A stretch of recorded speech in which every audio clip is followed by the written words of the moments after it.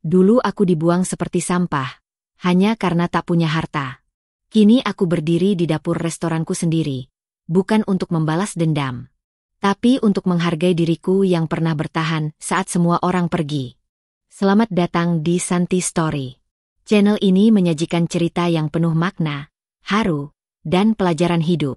Setiap cerita yang kami angkat berasal dari pengalaman nyata, dikemas dalam narasi yang menyentuh hati.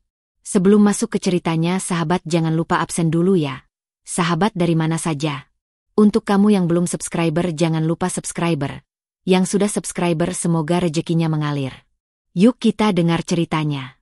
Pagi itu, matahari belum sepenuhnya naik saat Ayla melipat rapi mukena dan sajadah di ujung tempat tidur. Udara masih dingin, tapi hatinya hangat oleh rasa syukur. Di sampingnya, Reza masih terlelap, napasnya tenang, seolah dunia belum menyentuhnya. Ayla tersenyum kecil. Inilah hidup yang dia pilih. Sederhana, tapi penuh harapan. Sudah 6 bulan mereka menikah. Tak ada pesta mewah, hanya akad sederhana di masjid kecil dekat rumah orang tua Ayla. Mahar berupa seperangkat alat salat dan Al-Quran. Tapi Ayla tak pernah menyesal. Cinta Reza cukup baginya. Setidaknya, begitu ia yakini. Dulu, Ayla bekerja sebagai asisten manajer di perusahaan catering besar. Ia mencintai pekerjaannya, terutama karena ia bisa dekat dengan dunia kuliner, dunia yang telah memikat hatinya sejak remaja. Tapi setelah menikah, ia memutuskan berhenti. Reza bilang, "Aku ingin kamu fokus di rumah dulu. Kita bangun usaha bareng. Aku yakin, kamu pasti bisa punya bisnis makanan sendiri." Ayla percaya. Reza bukan tipe laki-laki pemalas. Ia kerja keras, meski hanya sebagai staf teknisi di perusahaan logistik. Gajinya tak besar, tapi cukup untuk membayar kontrakan kecil dan belanja kebutuhan dapur. Setiap malam, mereka makan bersama. Ayla memasak, Reza mencuci piring. Lalu mereka berbagi cerita di atas kasur tipis, sambil merencanakan masa depan. "Kalau nanti punya usaha sendiri, kamu mau masak apa tiap hari?" tanya Reza suatu malam, kepalanya bersandar di paha Ayla. "Masakan rumahan. Yang bikin orang kangen rumah. Kayak rawon ibu kamu. Atau soto ayam yang kita makan pertama kali pas aku ketemu keluargamu," jawab Ayla sambil memainkan rambut Reza. "Tapi aku pengen masak dengan caraku sendiri. Bikin versi Ayla. Dan aku akan jadi pencicip pertama," ujar Reza, mencium tangan Ayla. "Aku janji. Aku bakal dukung kamu sampai berhasil." Janji itu menancap dalam di hati Ayla. Ia mulai mencatat resep, mencoba masakan baru tiap minggu. Kadang hasilnya gagal, kadang terlalu asin, tapi Reza selalu tersenyum dan berkata, "Enak kok, ini tinggal dikit lagi sempurna." Namun perlahan, kehangatan itu mulai tergeser oleh kenyataan. Seiring tagihan yang makin menumpuk dan kebutuhan rumah tangga yang makin banyak, Reza mulai sering pulang larut. Ia tampak lebih lelah, lebih mudah marah. Ayla tahu dia stres, tapi ia juga merasa bingung. Usaha yang dijanjikan itu belum juga dimulai. Suatu sore, Ayla memberanikan diri menyodorkan proposal kecil yang ia buat. Ia mencatat rincian sederhana, modal untuk beli bahan baku, sewa lapak kecil di depan rumah, dan alat masak tambahan. Ia menghitung semuanya dengan sangat hemat. Reza hanya melihatnya sekilas. "Nanti dulu ya, Yang. Kita belum ada tabungan. Sekarang aja, aku masih mikir gimana bayar listrik bulan depan." Ayla terdiam. Bukan karena kecewa, tapi karena takut dianggap memaksa. Ia mengangguk pelan dan melipat proposal itu, menyimpannya di dalam laci. Di dalam hati, ia berkata, "Tak apa, mungkin belum saatnya." Aku percaya Reza.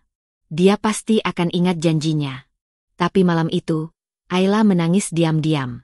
Bukan karena usahanya belum bisa dimulai, tapi karena ada perasaan asing yang perlahan tumbuh.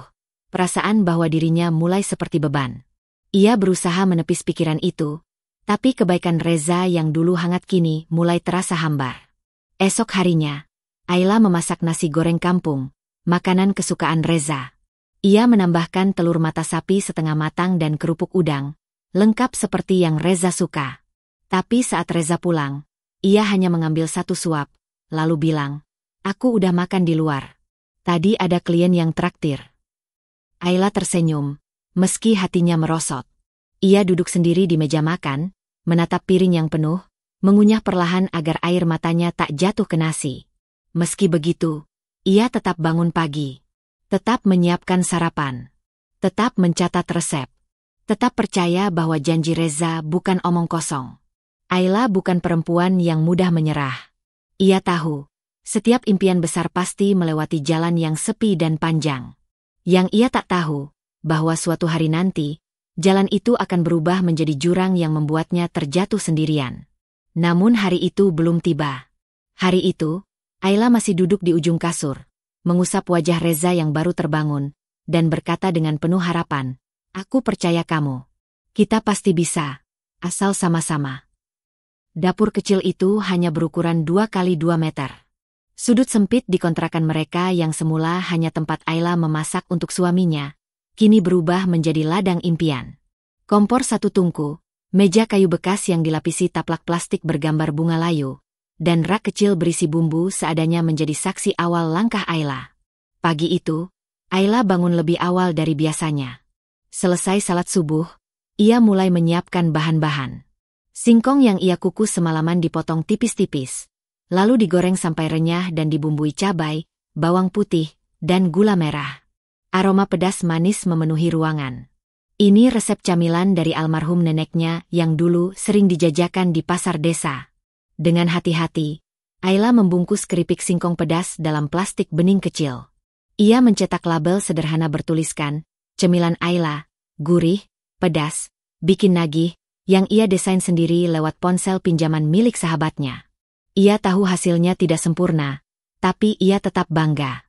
Saat Reza bangun dan keluar dari kamar, Ayla tersenyum penuh harap.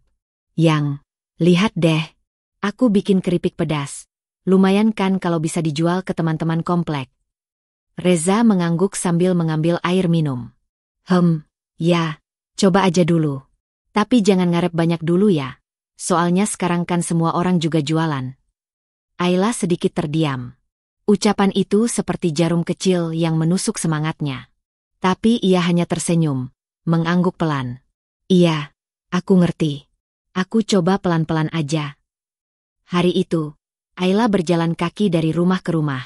Membawa tas berisi puluhan bungkus keripik yang ia titipkan ke warung-warung kecil.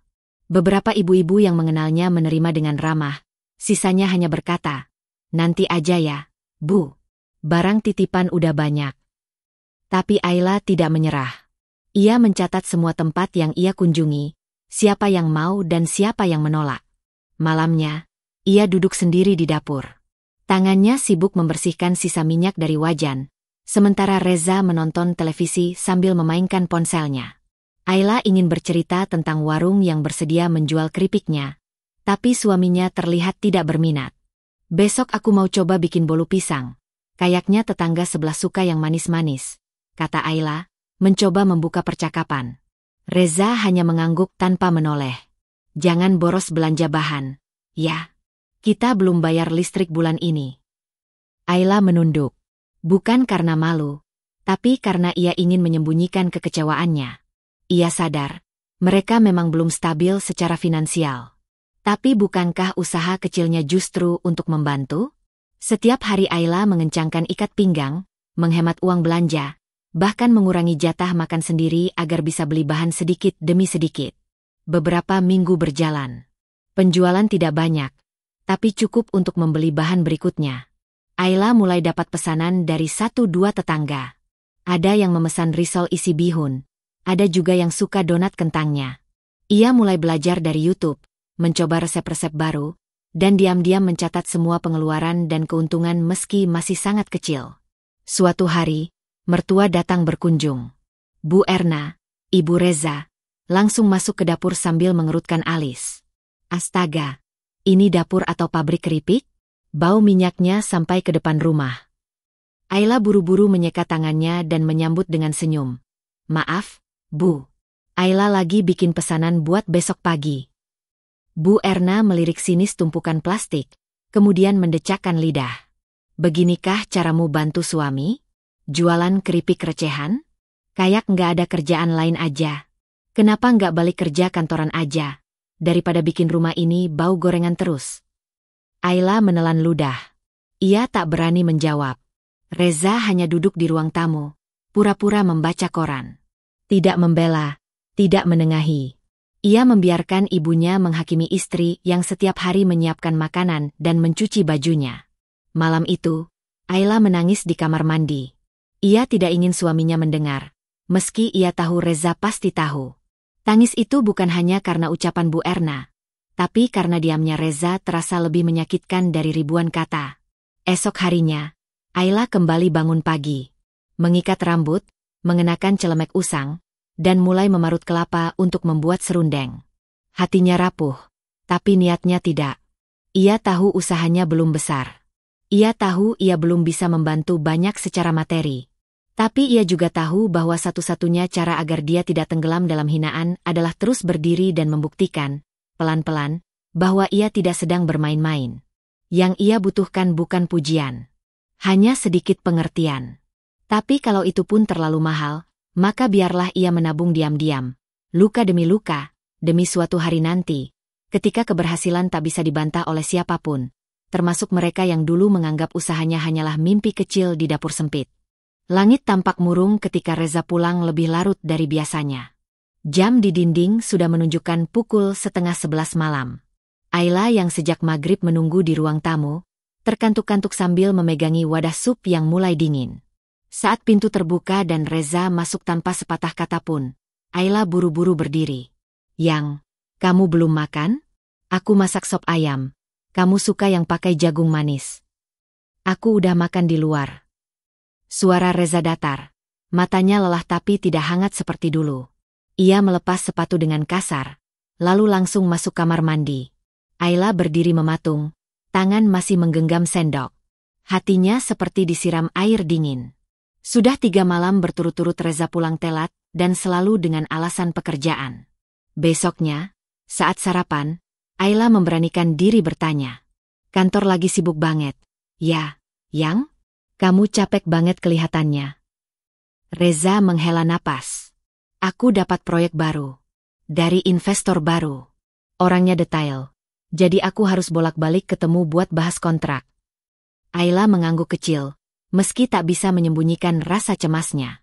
Belakangan, Reza memang jadi sering menyebut satu nama, Dian.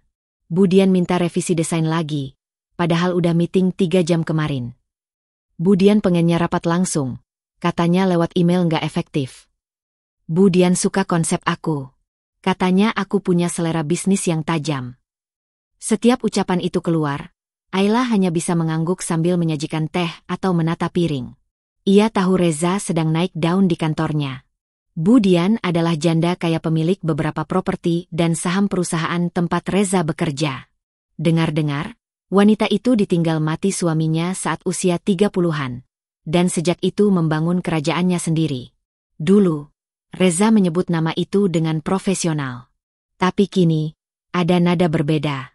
Seolah setiap pujian dari Dian adalah medali yang membuatnya lebih percaya diri dan lebih menjauh dari Ayla. Suatu sore, Reza pulang membawa kotak kue mahal. "Bukan untuk Ayla. Ini dari Bu Dian," katanya sambil menaruh kotak di meja makan. "Katanya buat camilan malam. Dia juga kasih voucher spa. Katanya biar kamu refreshing." Ayla tersenyum hambar. "Kenapa aku yang dikasih? Padahal aku nggak kenal dia." "Ya anggap aja dia perhatian. Dia orang baik." Ayla mengangguk. Tapi malamnya, ia duduk di kamar, menatap voucher spa itu lama sekali. Ia tidak pernah diberi hadiah seromantis itu oleh Reza, bahkan di ulang tahunnya tahun lalu. Kini, wanita asing memberinya perhatian lewat tangan suaminya sendiri. Beberapa hari berikutnya, Ayla menemukan perubahan kecil yang terus bertambah. Reza mulai memakai parfum baru. Ia membeli kemeja branded yang harganya setara dengan 2 minggu belanja bulanan. Saat Ayla bertanya, Reza menjawab singkat, "Penampilan itu penting kalau kamu mau dihargai dalam dunia kerja." Ayla diam. Ia tak ingin berdebat, tapi dadanya sesak. Ia tahu, ini bukan sekadar proyek. Ini awal dari jurang yang semakin lebar di antara mereka. Puncaknya terjadi saat Reza pulang hampir pukul 1 dini hari. Ayla yang semula menunggui dengan khawatir, segera membuka pintu dan melihat Reza dengan wajah mabuk ringan. Kemejanya kusut, dan aroma alkohol samar menempel di kerah bajunya. Astagfirullah, Yang, kamu dari mana? Reza menepis tangan Ayla yang mencoba menopangnya. Jangan sok jadi istri sempurna. Aku capek, jangan nambahin beban. Ayla terpaku. Suaminya, yang dulu begitu lembut dan sabar, kini meledak tanpa sebab. Ia mundur beberapa langkah, membiarkan Reza masuk dan membanting tas kerjanya ke sofa.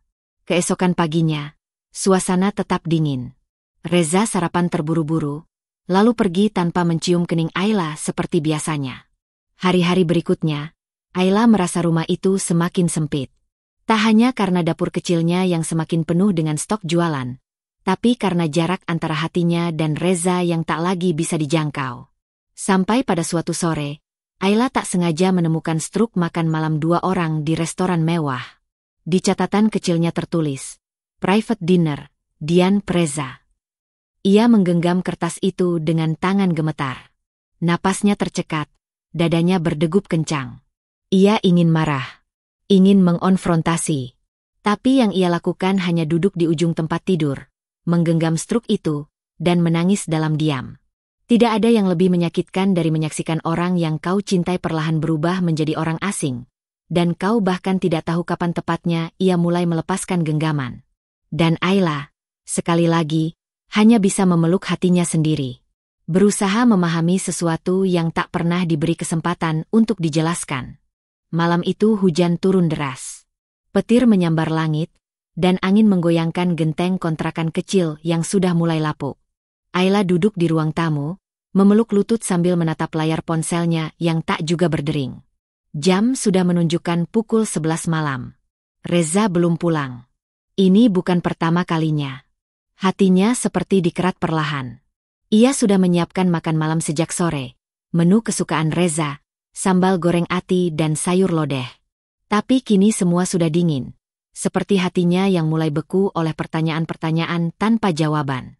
Pintu terbuka dengan keras.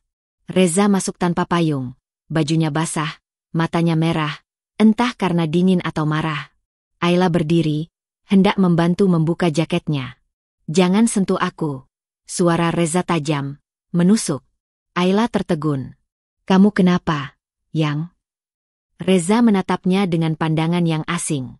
Mata yang dulu penuh cinta itu kini dipenuhi sinis dan jenuh. "Aku capek pura-pura. Kita udah beda arah, Ayla. Hidupku nggak bisa maju kalau terus sama kamu."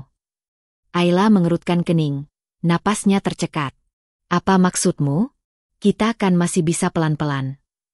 "Pelan-pelan? Kamu pikir hidup ini mainan? Lihat Dian.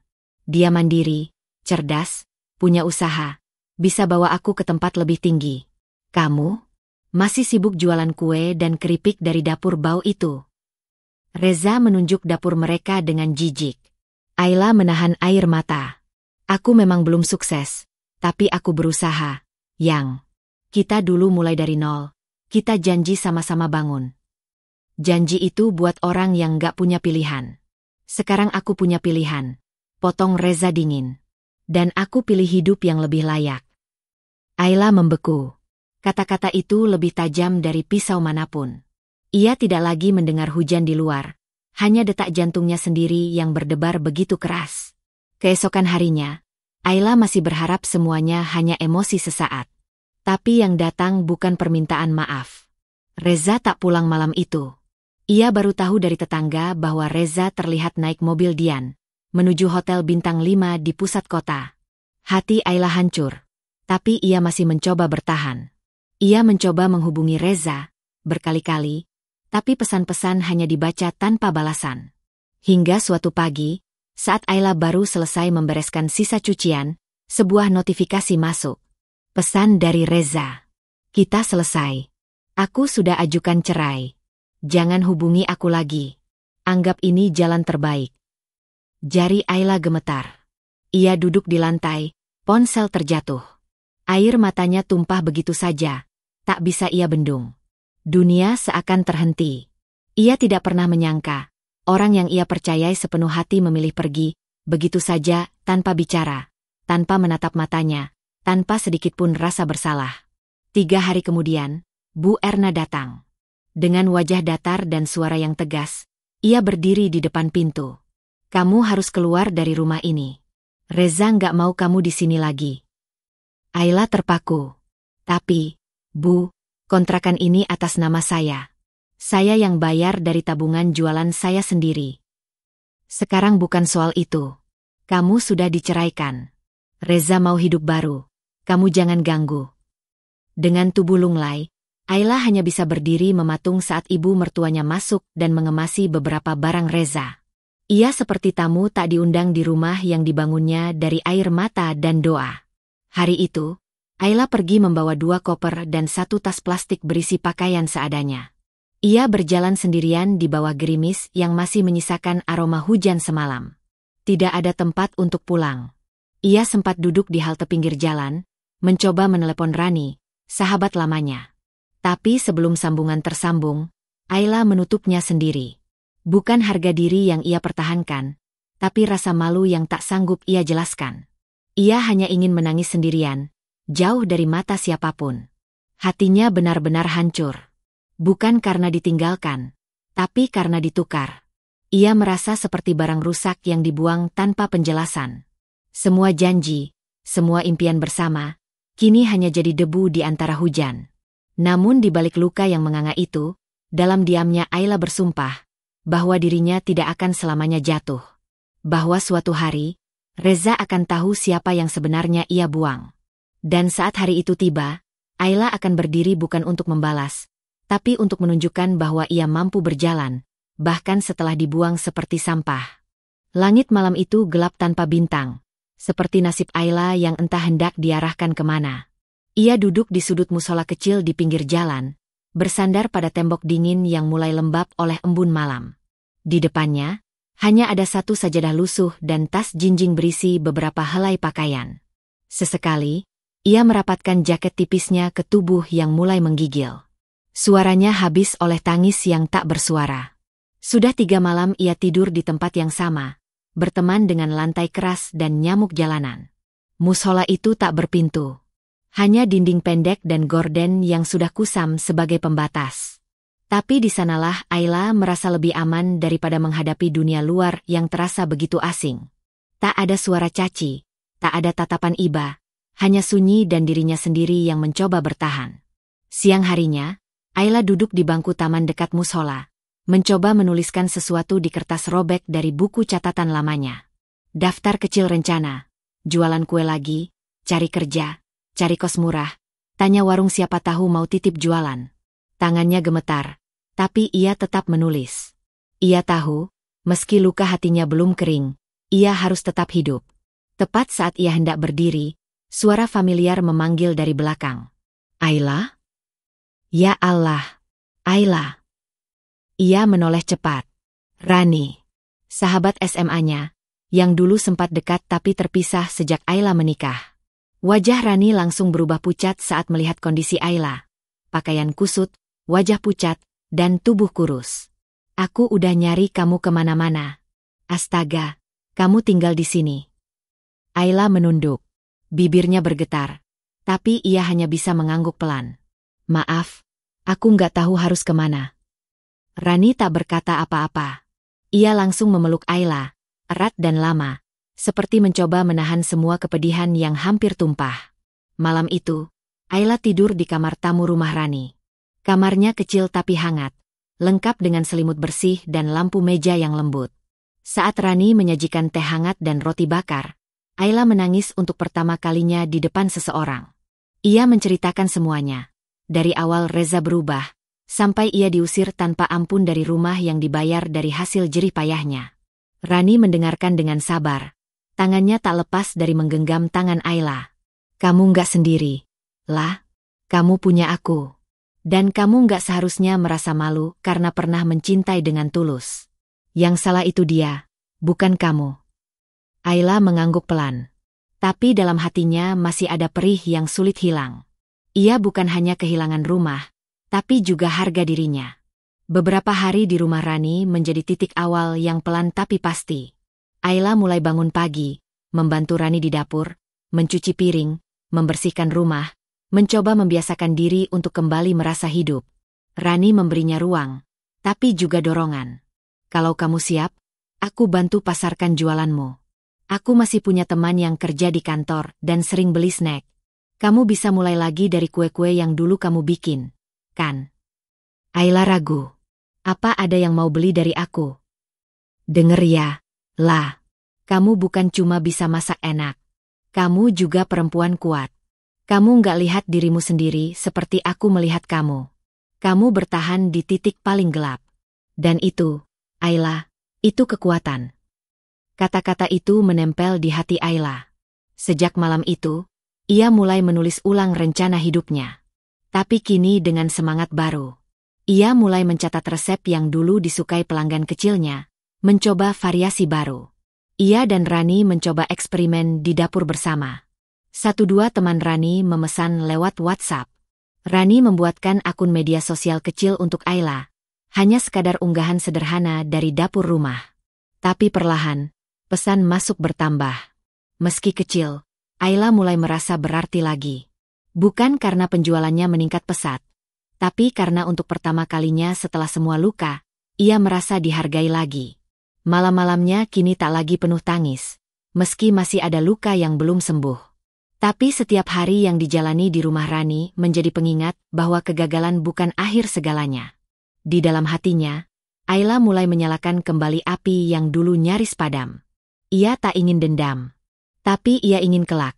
Saat orang-orang yang meremehkannya menoleh, mereka akan melihat sosok yang sama sekali tak bisa dipatahkan. Seorang perempuan yang jatuh, tapi bangkit, berdiri dengan kepala tegak, dan berjalan kembali dengan langkah yang lebih mantap. Udara pagi masih basah oleh embun ketika Ayla mendorong gerobak sederhananya keluar dari garasi kecil milik Rani. Gerobak itu hasil pinjaman dari tetangga Rani, seorang bapak tua penjual bubur yang memutuskan pensiun karena sakit. Dengan izin baik hati, Ayla diberi kebebasan memakainya selama ia butuh, asal dirawat. Gerobak itu tidak cantik. Kayunya sudah mulai kusam, bannya berderit saat didorong, dan atap sengnya bocor di beberapa sudut. Tapi bagi Ayla, gerobak itu adalah simbol harapan. Ia mengecat ulang papan nama kecil di bagian depan, dapur Ayla, masakan rumahan. Di balik catnya yang belum kering sempurna, tersimpan semangat yang tidak ingin mati. Hari pertama, Ayla menjual nasi uduk dan lauk pauk rumahan seperti orek tempe, telur balado, dan ayam goreng lengkuas. Ia memilih sudut kecil di depan minimarket, di pinggir jalan gang besar yang cukup ramai oleh lalu lalang pekerja pagi.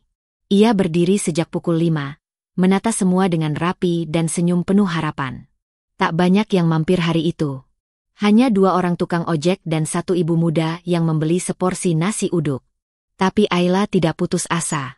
Ia tetap melayani dengan ramah, mencatat hal-hal yang bisa diperbaiki. Kurang sambal, perlu tambah kerupuk, dan menu yang lebih variatif untuk besok. Hari demi hari berlalu. Pelanggan mulai bertambah. Beberapa orang mulai mencari nasi uduk Ayla yang sambalnya nendang. Ia mulai dikenal di sekitar. Anak-anak sekolah kadang ikut mampir karena suka gorengan buatannya. Bahkan satpam minimarket sering minta ditambahi tahu bacem saat istirahat. Di sela kesibukannya, Ayla bergabung dengan komunitas UMKM kuliner lokal. Ia menemukan selebaran tentang pelatihan usaha kecil gratis di balai warga. Rani mendorongnya untuk ikut. Udah saatnya kamu kenalan sama dunia luar lagi. Lah, siapa tahu bisa ketemu orang-orang yang bisa bantu kamu berkembang. Ayla mengangguk, meski dalam hati masih ada keraguan.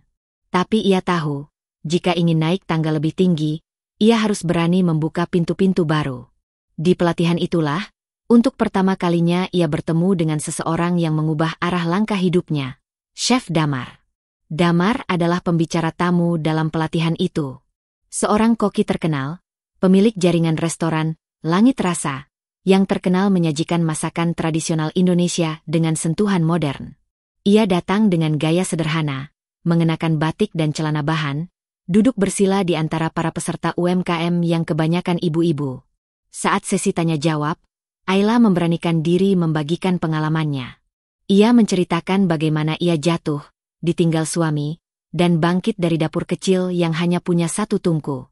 Ruangan mendadak hening ketika Ayla menyampaikan kisahnya. Tapi yang lebih mengejutkan adalah saat Chef Damar berdiri dan menghampirinya. "Boleh saya coba masakan buatan ibu?" tanyanya dengan nada tulus. Beberapa hari kemudian, Ayla menyiapkan beberapa menu andalannya dan membawanya ke dapur komunitas tempat mereka biasa berkumpul. Ia menyajikan nasi uduk, sambal ijo, sayur labu, dan semur tahu. Chef Damar mencicipi semuanya pelan-pelan. Matanya tajam menatap tiap detail bumbu. Setelah selesai, ia meletakkan sendok, lalu tersenyum. "Rasa kamu bukan sekadar enak. Ini rasa yang jujur. Hangat. Ada cerita di setiap sendoknya." Ayla hampir tak percaya dengan pujian itu. Tangannya bahkan sempat bergetar saat menutup wadah makanan. "Kalau kamu mau," lanjut Chef Damar, "aku ingin kamu jadi bagian dari program mentoring kuliner yang aku jalankan. Kita bantu UMKM naik kelas. Aku percaya, kamu punya bahan dasar yang kuat." Ayla terdiam. Tak pernah ia bayangkan bahwa dapur kecilnya bisa membawanya bertemu orang sekelas Damar. Tapi ia tahu, ini bukan keberuntungan semata. Ini buah dari luka yang ia tahan, malam-malam panjang yang ia lalui dengan air mata, dan doa yang tak pernah putus meski ia nyaris kehilangan harapan. Sejak hari itu, Ayla menjalani pelatihan intensif. Ia belajar tentang manajemen stok, branding, pengemasan, dan teknik plating. Ia bahkan diajak ke dapur salah satu cabang restoran Langit Rasa sebagai pengamat. Tak jarang, Chef Damar mencicipi eksperimen baru resep Ayla dan memberi masukan yang tajam tapi membangun. Namun yang paling menyentuh hati Ayla adalah saat suatu malam. Setelah sesi pelatihan, Chef Damar berkata pelan, "Kamu tahu, Ayla? Banyak orang bisa masak enak. Tapi tidak banyak yang bisa masak dari luka, dari kehilangan, dan menjadikannya kekuatan. Masakan kamu punya nyawa. Itu nggak bisa diajarkan di buku." Malam itu Ayla pulang ke rumah Rani dengan hati gemetar. Bukan karena takut, tapi karena baru kali ini ia benar-benar merasa hidup. Ia sadar, gerobaknya masih kecil, tapi apinya sudah menyala. Dan dalam diamnya, Ayla bersumpah akan terus berjalan. Bukan hanya untuk dirinya, tapi untuk membuktikan pada dunia bahwa meski dibuang, diremehkan, dan dilukai, ia tetap bisa berdiri, membara, dan menjadi terang bagi dirinya sendiri. Setiap pagi, Ayla kini tak lagi mendorong gerobak di pinggir jalan, tapi berdiri di balik meja stainless dapur profesional, lengkap dengan celemek hitam berlogo Langit Rasa. Dapurnya bersih, rapi, dan penuh dengan hiruk-pikuk para juru masak muda yang cekatan menyiapkan bahan. Aroma daun jeruk, jahe, dan bawang putih tumis memenuhi ruangan. Tapi yang paling kuat adalah aroma semangat yang tak pernah padam dari dalam dada Ayla.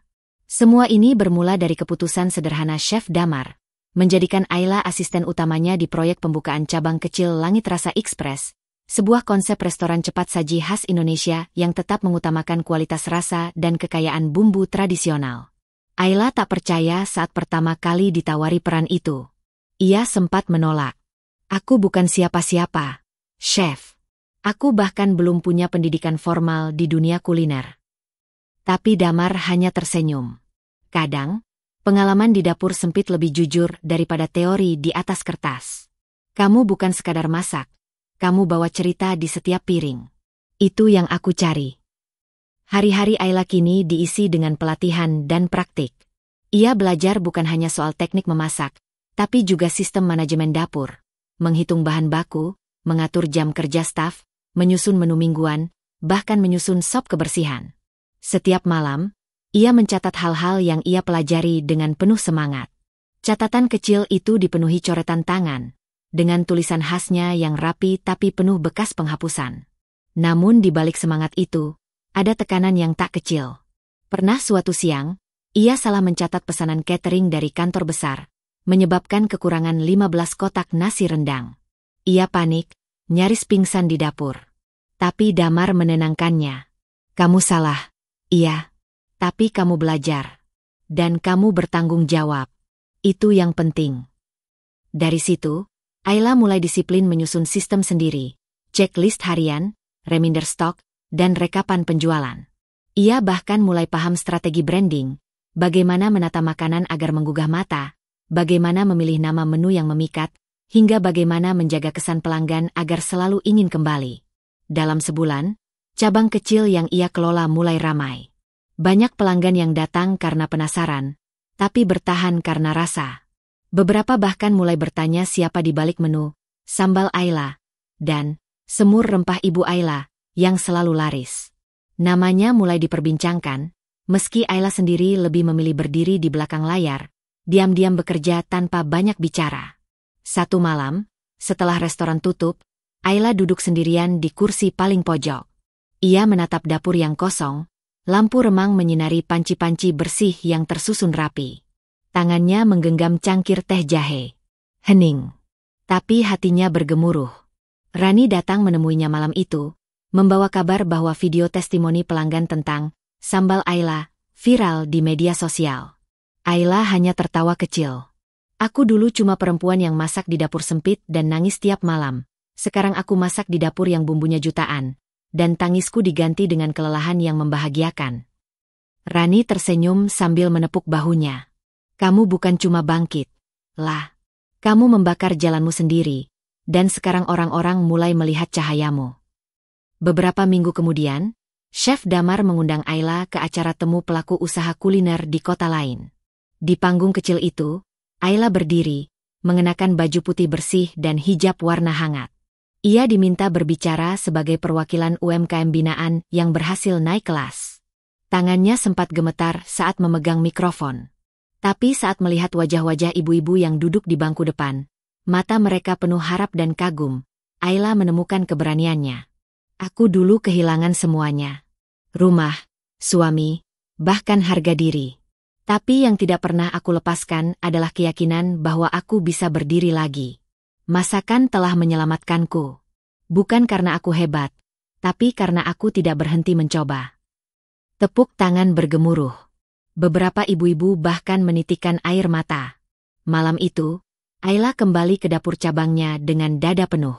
Ia berdiri di depan wastafel, mencuci piring sambil memutar kembali suara tepuk tangan tadi di kepalanya. Ia tidak merasa besar. Ia hanya merasa utuh. Untuk pertama kalinya setelah sekian lama, Ayla merasa dirinya bukan lagi perempuan yang pernah dibuang, tapi perempuan yang berhasil menemukan dirinya kembali, lewat rasa, kerja keras, dan luka yang dijadikan bahan bakar. Dan walau masa lalunya tak bisa ia hapus, Ayla tahu, dari gerobak kecil yang dulu penuh minyak dan debu, kini ia melangkah ke dapur profesional dengan langkah yang tak lagi ragu. Tenda putih megah berdiri di tengah alun-alun kota. Spanduk besar bertuliskan, Festival Kuliner Nusantara, berkibar di antara lampu-lampu gantung yang menyala lembut menjelang sore. Suasana riuh tapi hangat. Aroma dari berbagai makanan tradisional menguar di udara, memikat ribuan pengunjung dari berbagai penjuru kota. Ayla berdiri di balik stan sederhana bertuliskan, Dapur Ayla, mengenakan celemek putih bersih dan topi koki kecil yang diberikan langsung oleh Chef Damar sebelum acara. Ia tak pernah menyangka akan sampai ke titik ini, menjadi salah satu perwakilan UMKM unggulan yang diberi kesempatan menampilkan hidangan khas di ajang nasional. Hari itu, Ayla menyajikan 3 menu terbaiknya. Nasi gurih rempah dengan sambal kelapa, ayam bumbu keluak, dan puding tape singkong pandan. Meja kecilnya tak pernah sepi pengunjung. Beberapa jurnalis kuliner datang mencicipi. Bahkan seorang food vlogger terkenal sempat memuji sambalnya sebagai salah satu sambal rumahan ternak yang pernah saya coba. Semuanya berjalan lancar. Hingga sebuah suara yang begitu dikenal Ayla terdengar di dekat stan. Yang itu aromanya enak banget. Kita coba yang ini yuk, ujar suara perempuan, lembut tapi tinggi nadanya. Ayla mendongak pelan. Seketika tubuhnya kaku. Reza. Dan Dian. Dian tampil mencolok seperti biasa, mengenakan dress batik mahal yang dipadukan dengan tas branded dan sepatu hak tinggi. Di sebelahnya, Reza berdiri tegap, mengenakan batik resmi dengan logo sponsor perusahaan di dada kirinya.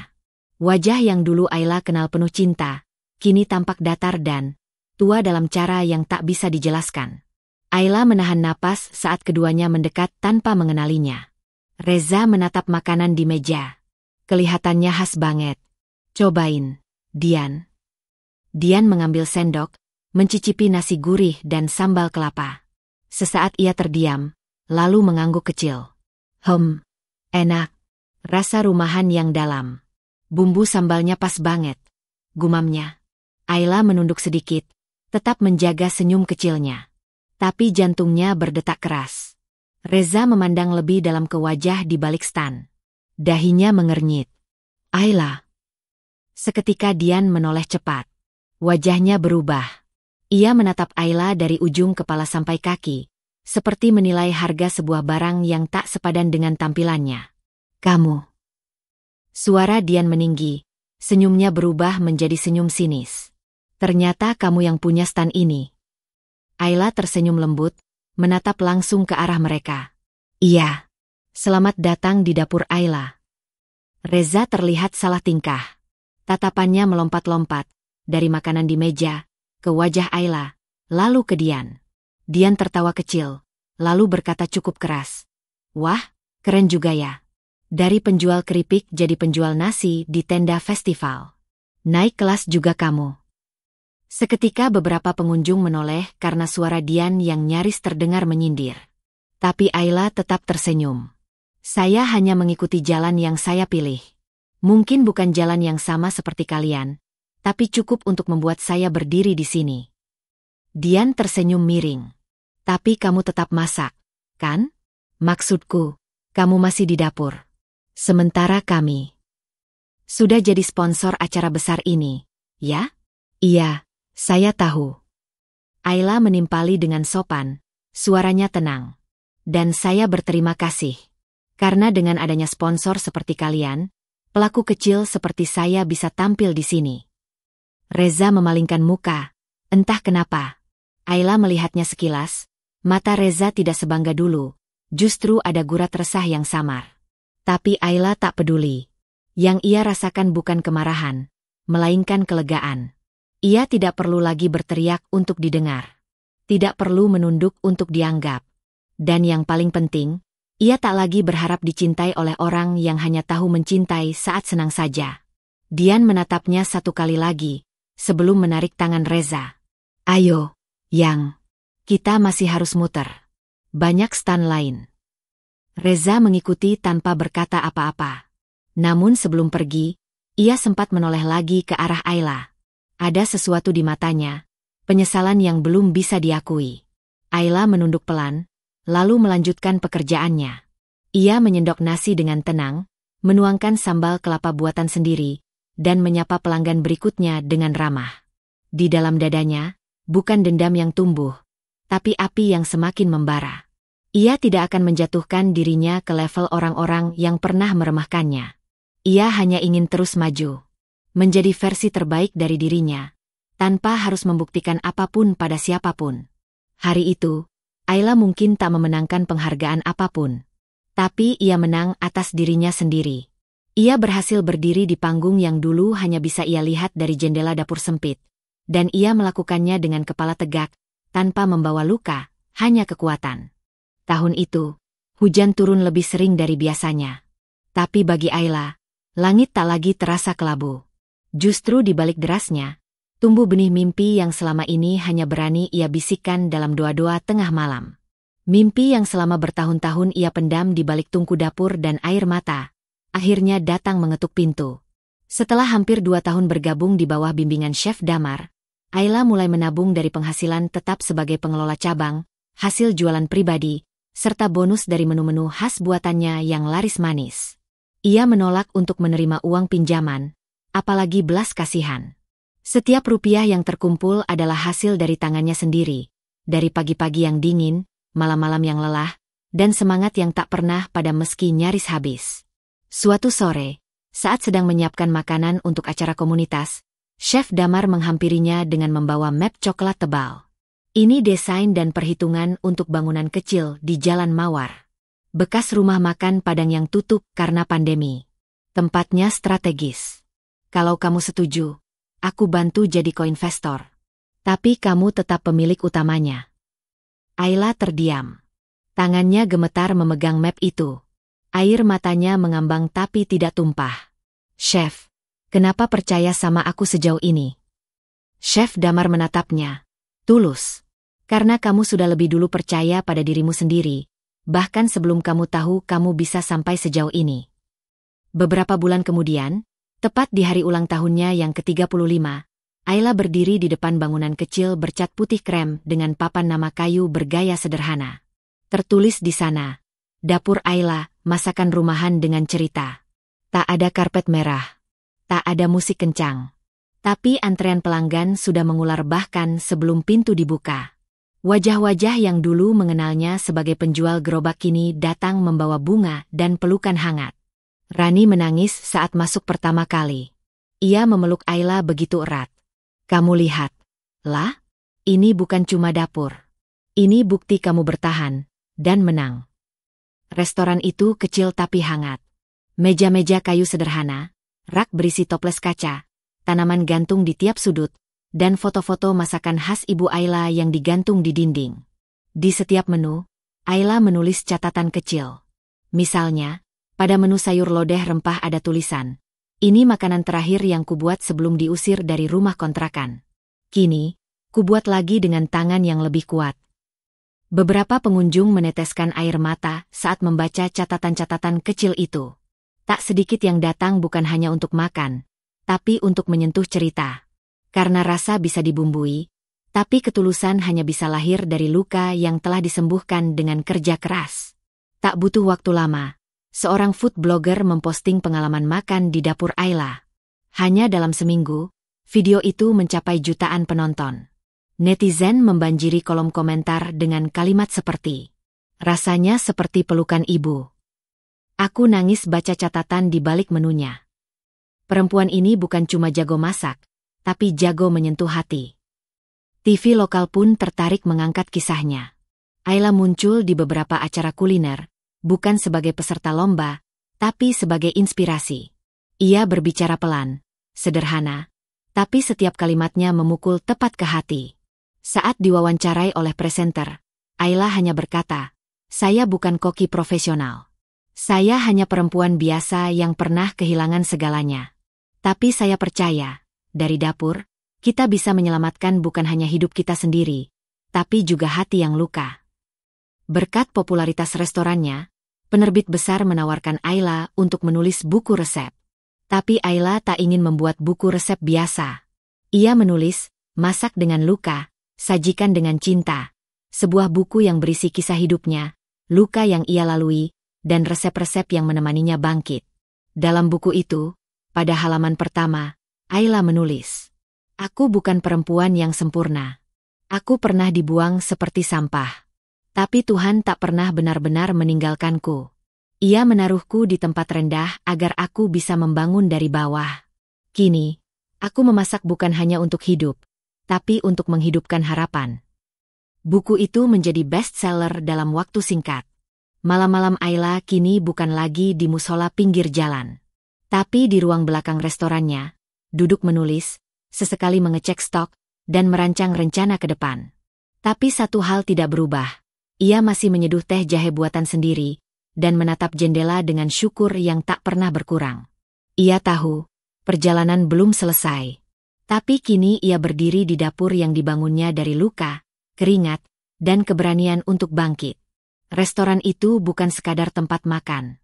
Itu adalah rumah kedua, bagi dirinya, bagi orang-orang yang pernah diremehkan, dan bagi siapa saja yang percaya bahwa meski dijatuhkan, seseorang tetap bisa tumbuh, bahkan lebih tinggi. Hujan turun deras siang itu. Petir menyambar sekali-sekali, menggetarkan kaca jendela restoran kecil yang hangat oleh cahaya kuning dan aroma rempah. Ayla sedang duduk di meja pojok, menuliskan stok bahan baku di buku catatannya, ketika pintu restoran terbuka dengan suara lonceng kecil berdenting. Seorang pria masuk, tubuhnya basah kuyup.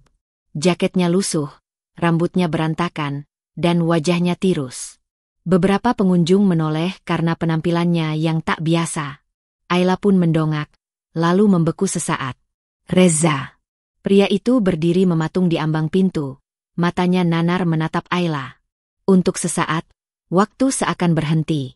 Tak ada dendam di mata Ayla, hanya ketenangan yang lahir dari luka yang sudah lama sembuh. Ayla bangkit perlahan, berjalan mendekatinya. "Silakan duduk," katanya lembut, menunjuk ke kursi di dekat jendela. Reza menurut, tanpa banyak kata. Tangannya gemetar, suaranya pelan seperti bisikan. Aku nggak tahu harus kemana lagi. Ayla tidak menjawab. Ia kembali ke dapur, menyendokkan sepiring nasi hangat, ayam goreng lengkuas, dan semangkuk sayur labu kesukaan Reza dulu. Lalu membawanya ke meja, meletakkan tanpa kata.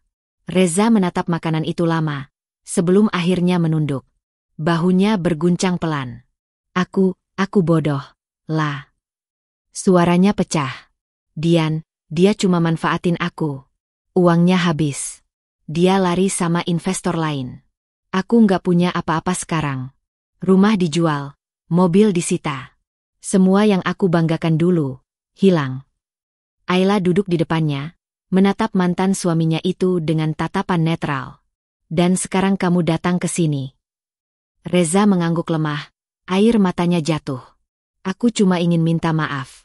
Kamu nggak pantas diperlakukan seperti dulu. Aku yang buta, bukan kamu. Aku yang salah, bukan kamu.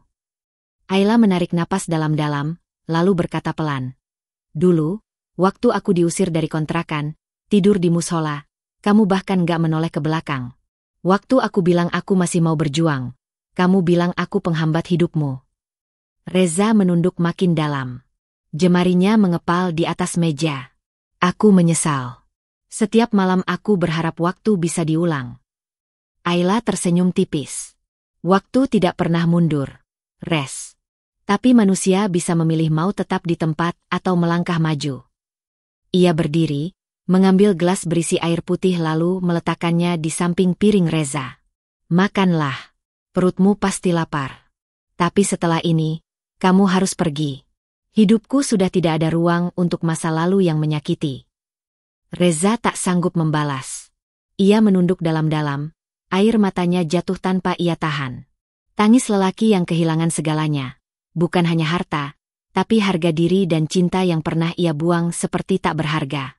Di sekeliling mereka, restoran tetap hidup. Para pelanggan menikmati makanan dengan tawa, musik lembut mengalun dari pengeras suara. Kehangatan terasa di mana-mana, tapi di meja sudut itu, Reza duduk sendirian dalam kehancuran yang ia bangun sendiri. Sebelum pergi, Reza berdiri perlahan. Ia menatap Ayla untuk terakhir kalinya. Kamu lebih dari yang pernah aku pikirkan. Dan aku hanya lelaki kecil yang kalah oleh egonya sendiri. Ayla hanya mengangguk. Semoga kamu bisa menemukan jalanmu sendiri. Tapi kali ini, tanpa menyakiti siapapun lagi. Reza melangkah keluar di bawah hujan yang belum juga reda. Langkahnya gontai, jaketnya basah, dan bayangannya memudar di balik gerimis. Ayla berdiri di balik jendela, menatap hujan. Tapi tak ada air mata di matanya. Tak ada amarah, tak ada luka yang terbuka kembali. Yang ada hanya keteguhan. Ia telah memilih jalannya, bukan untuk balas dendam, tapi untuk mencintai diri sendiri lebih dari siapapun pernah melakukannya. Dan dalam keheningan sore itu, Ayla tahu, ia sudah menang. Karena ia tak hanya memaafkan, tapi telah melepaskan. Sepenuhnya. Langit sore berwarna tembaga saat Ayla menutup pintu restorannya. Seperti biasa. Di dalam, aroma sisa rempah masih melekat di udara, menenangkan hati setelah hari yang panjang. Ia duduk di bangku kayu kecil dekat jendela, menyeduh teh jahe favoritnya sambil menatap jalanan yang mulai sepi. Hidupnya telah berubah sepenuhnya. Bukan karena uang, bukan karena ketenaran, tapi karena ketenangan. Dulu, Ayla bermimpi membalas semua luka dengan keberhasilan yang menyilaukan. Tapi semakin ia melangkah, ia menyadari bahwa kemenangan sejati bukan tentang membuat orang yang menyakitinya menderita, tapi tentang tidak lagi dikendalikan oleh luka itu sendiri. Satu sore, seorang anak laki-laki duduk di teras restorannya. Sekitar usia 8 tahun, mengenakan kaos pudar dan celana pendek yang tampak kebesaran. Ayla memperhatikan dari balik jendela. Bocah itu terlihat cemas, lapar, tapi menahan diri untuk tak meminta. Ayla menghampirinya. Kamu cari siapa, nak? Anak itu menunduk. Aku mau ketemu Bu Ayla. Namaku Dava. Ayla tertegun. Nama itu tidak asing. Anak Dian. Anak Reza. Aku dengar. Ibu Ayla suka bantu orang. Mama udah pergi. Papa nggak pulang-pulang. Aku tinggal di rumah tante yang nggak mau rawat aku. Aku lapar. Hati Ayla seperti diremas. Meski ia sudah melupakan dendam, luka lama itu seperti disentuh kembali. Tapi yang ia lihat di depan matanya bukan anak dari perempuan yang merebut suaminya, bukan anak dari lelaki yang pernah membuangnya. Yang ia lihat hanya seorang anak kecil yang ditelantarkan oleh dunia yang kejam. Tanpa banyak tanya, Ayla mengajak Dava masuk. Ia menyuapi anak itu dengan lembut, menyiapkan semangkuk sop ayam dan sepiring nasi hangat. Dava makan seperti belum menyentuh makanan berhari-hari. Sore itu, Ayla duduk di sampingnya, membiarkan Dava berbicara tentang semuanya. Tentang Dian yang kabur ke luar negeri setelah menjual rumah terakhir mereka. Tentang Reza yang semakin jatuh dalam keterpurukan dan hilang tanpa kabar. Tentang malam-malam yang ia habiskan tidur di sudut rumah orang yang tidak peduli. Ayla tak menangis. Ia hanya menggenggam tangan anak itu dan berkata, "Kamu aman di sini. Kamu nggak salah lahir. Kamu pantas disayangi." Ia membawa Dava ke rumah perlindungan anak yang pernah ia bantu dulu, memastikan anak itu punya tempat tidur, sekolah, dan makanan bergizi. Ia bahkan menyisihkan sebagian hasil restorannya untuk biaya pendidikan Dava, tanpa mengumumkannya ke siapa-siapa. Tidak ada niat pamer. Tidak ada niat menonjolkan diri. Beberapa minggu kemudian, Reza muncul kembali. Wajahnya lebih tua, rambutnya mulai memutih. Ia tahu Dava dirawat Ayla. Ia datang dengan harap-harap cemas, takut ditolak, malu untuk bicara. Tapi Ayla menyambutnya seperti orang biasa. Tidak dengan kehangatan, tapi dengan kebaikan yang cukup untuk menunjukkan, ia telah berdamai. "Aku bukan ibu dari anakmu, Res. Tapi aku tahu rasanya ditinggalkan. Dan aku nggak tega membiarkan Dava merasakan itu sendirian."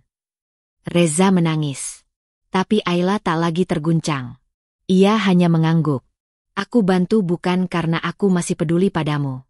Tapi karena aku peduli pada diriku sendiri.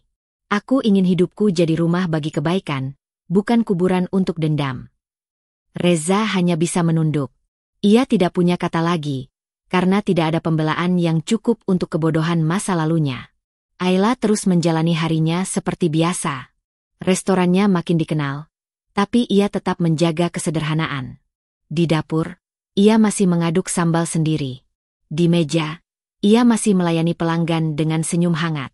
Ia menjadi tamu kehormatan di berbagai forum perempuan dan UMKM, tapi setiap kali ditanya apa rahasia kesuksesannya, jawabannya tetap sama.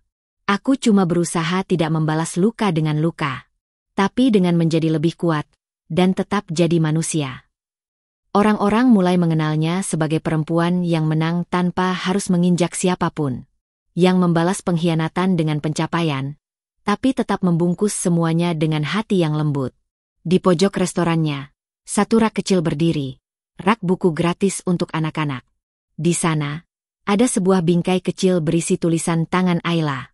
"Dulu aku dibuang seperti sampah. Tapi Tuhan menaruhku di tanah, agar aku tumbuh. Kini aku berdiri sebagai pohon. Tak menyimpan dendam, hanya memberi buah." Dan setiap kali Ayla menatap tulisan itu, ia tahu, ia telah sampai di tempat yang tidak bisa diraih oleh siapapun yang menyakitinya, tempat yang disebut damai. Pagi itu, udara begitu jernih. Langit biru membentang tanpa celah, seolah menyambut sesuatu yang istimewa.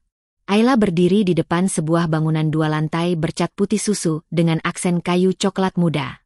Di atas pintu masuk, tergantung papan nama yang sederhana, namun penuh makna. "Dapur Ayla, cabang kedua." Bibir Ayla melengkung pelan. Matanya berkaca-kaca, tapi tidak setetes pun air mata jatuh. Di belakangnya, sejumlah orang sibuk menyiapkan acara pembukaan. Media lokal hadir, para sahabat komunitas UMKM datang, dan tetangga sekitar ikut membantu. Tapi Ayla justru memilih berdiri sendiri sejenak, memandangi bangunan itu bukan sebagai pemilik, melainkan sebagai seseorang yang pernah dipandang remeh, diremehkan, dan dibuang seperti tak bernilai. Ia membelai papan nama restorannya pelan, seolah sedang menyentuh luka lama yang kini berubah menjadi bekas yang ia banggakan. Dulu, ia pernah menangis karena merasa tak berguna. Dipanggil, beban, Dianggap tak layak diperjuangkan hanya karena tidak menghasilkan uang secepat yang orang harapkan. Ia pernah tidur di lantai musola tanpa alas, menggigil bukan hanya karena dingin, tapi karena hancurnya hati. Ia pernah ditatap dengan pandangan jijik oleh orang-orang yang kini bahkan tak sanggup menatap matanya. Dan hari ini, ia berdiri di tempat yang sama sekali berbeda. Bukan di atas puing-puing dendam, tapi di atas pondasi cinta. Cinta pada dirinya sendiri, pada kerja keras, dan pada hidup yang ia pilih untuk dijalani, meski harus melewati badai sendirian. Suara Rani memanggil dari kejauhan. "Lah, kita mulai ya. Semua sudah siap." Ayla berbalik, tersenyum. Ia menggenggam gunting kecil untuk pemotongan pita. Para tamu berkumpul di depan. Beberapa anak kecil dari rumah baca yang ia dirikan ikut memegang balon. Chef Damar berdiri tak jauh, menatapnya dengan bangga. Ayla tak berkata banyak. Ia hanya memotong pita dengan tangan mantap, lalu membungkuk kecil sebagai ucapan terima kasih. Sorak-sorai pun pecah, tapi Ayla tetap diam, membiarkan semuanya mengalir seperti air tenang.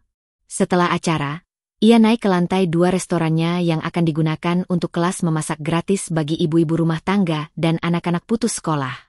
Ruangan itu masih kosong, hanya ada jendela besar yang menghadap ke arah timur, di mana matahari mulai naik perlahan. Ayla berdiri di depan jendela itu, menatap langit.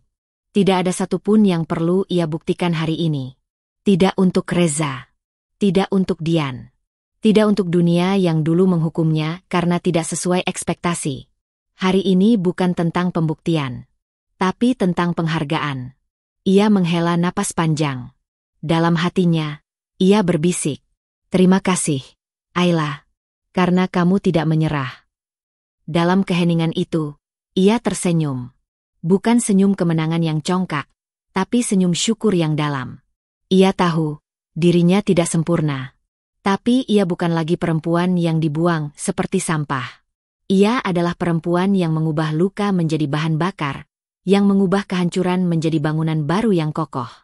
Dan yang paling penting, ia adalah perempuan yang tidak membalas dengan kebencian, tapi dengan ketulusan, ketekunan, dan kekuatan hati. Langit sore mulai berubah warna. Di kejauhan, suara anak-anak tertawa. Aroma masakan dari lantai bawah mulai naik. Dan Ayla berdiri di sana, tidak lagi untuk melihat ke belakang, tapi untuk terus melangkah ke depan, dengan kepala tegak dan hati yang penuh. Jangan pernah meremehkan orang yang sedang berjuang dalam diam. Janji bukan sekadar kata, tapi komitmen yang diuji saat kesulitan datang. Balas dendam terbaik bukan dengan amarah, tapi dengan kesuksesan dan kebesaran hati. Perempuan punya kekuatan luar biasa saat dia percaya pada dirinya sendiri. Ketulusan akan selalu menang melawan kebohongan.